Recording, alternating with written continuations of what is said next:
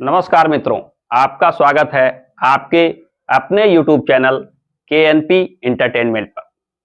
आज हम चर्चा करेंगे मन से जुड़े हुए विकार, मन से जुड़े हुए दुख या वैसे मनोरोग जिसे चिंता और अवसाद के नाम से जानते हैं। आज हम जानेंगे कि जन्म कुंडली में किन ग्रहों के वजह से इस प्रकार की मानसिक परेशानी आने लगती है और इसका सटीक और कारगर समाधान क्या हो सकता है।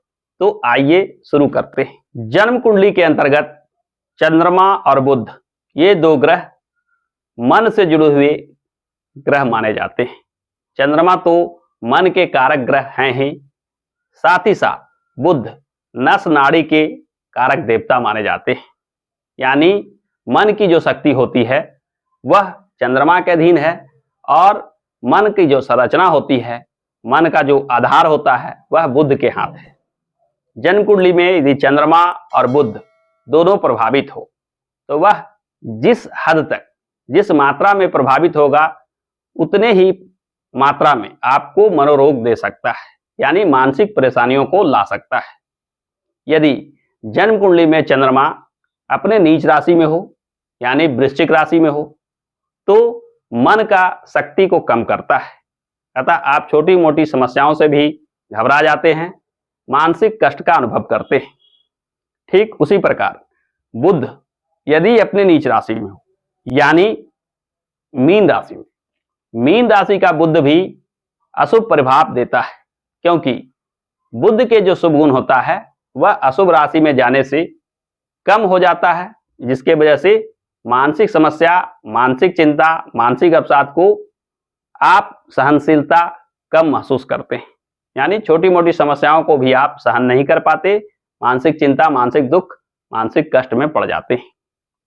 चंद्रमा और बुध की स्थिति यदि खराब हो यानी किसी अन्य ग्रहों के योग से, खासकर राहु केतु के योग से चंद्र राहु का योग बन रहा हो या चंद्र केतु का योग बन रहा हो, उसी प्रकार बुध राहु का योग बन रहा हो या बुध केतु का योग बन रहा हो, तो यह निश्चित मानिए कि चंद्रमा और बुध के शुभ फलों में कमी आ जाती है। यह दोनों ग्रह थोड़ा भी अशुभ प्रभाव में आ जाए तो आपकी मानसिक शक्ति को कम कर देता है, और यह मानसिक शक्ति यानी बर्दाश्त करने की शक्ति जब कम हो जाती है तो सामान्य से सामान्य परिस्थिति में भी आप घबरा जाते हैं, आप डर जाते हैं, आप चिंता में पड़ जाते हैं, आपके मन में नकारात्मक विचार चलने लगते हैं, आप किसी समस्या को लेकर लगातार मंथन करने लग जाते हैं।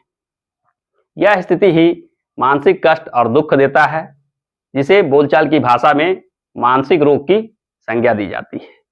मानसिक रोग अनेक प्रकार के होते हैं। चंद्रमा और बुध के विशेष रूप से पीड़ित हो जाने पर जो मानसिक रोग पैदा होता है वह विशेष प्रकार का होता है।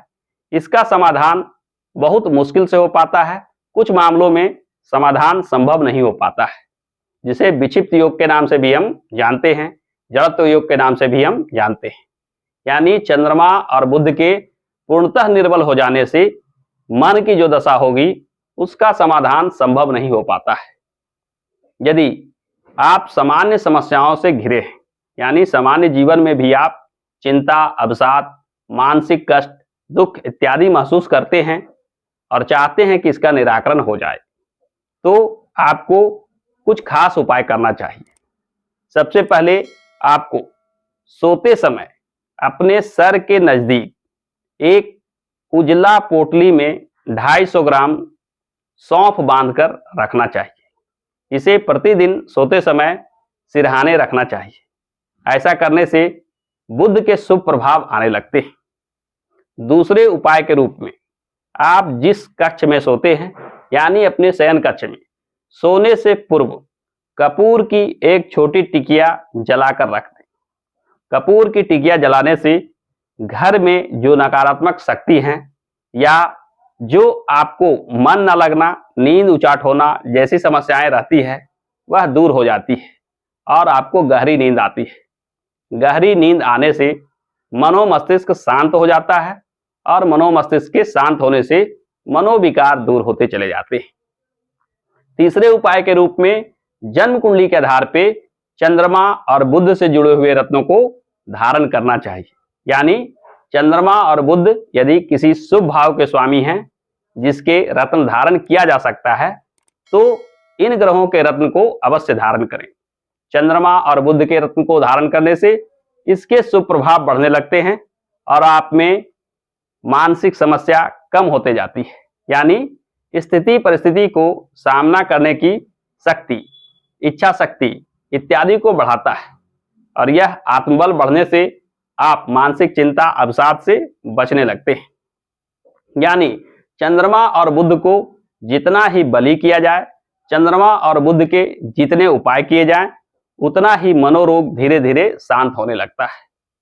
तो आप भी यदि मन के किसी समस्या से प्रभावित हैं तो इन उपायों को अवश्य आजमाएं। तो इस वीडियो में इतना ही, फिर मिलते हैं किसी अन्य विषय के साथ। तब तक के लिए अनुमति दीजिए। धन्यवाद।